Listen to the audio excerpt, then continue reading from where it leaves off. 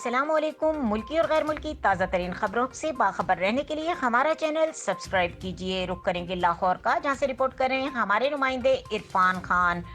Petroleum dealers association ने मुनाफा ना बढ़ाने की सूरत में मुल्की हड़ताल की धमकी दे दी। एक बार फिर आपको बताते चले, पेट्रोलियम डीलर्स एसोसिएशन ने मुनाफा ना बढ़ाने की सूरत में मुल्की हड़ताल की धमकी दे दी। लाहौर में पेट्रोलियम डीलर्स एसोसिएशन पंजाब के सदर इरफान इलाही और सेक्रेटरी जहांजेब मलिक ने प्रेस कॉन्फ्रेंस में कहा कि 2013 से इनका प्रॉफिट मार्जिन नहीं बढ़ाया गया, जबकि टैक्स, बिजली, मजदूरी और दीगर अखराजात कहां से कहां चले गए।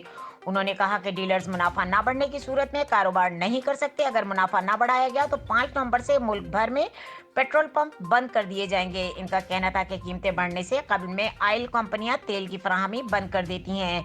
मजीद खबरों और अपडेट के लिए देखते रहें के न्यूज़ चैनल इंटरनेशनल।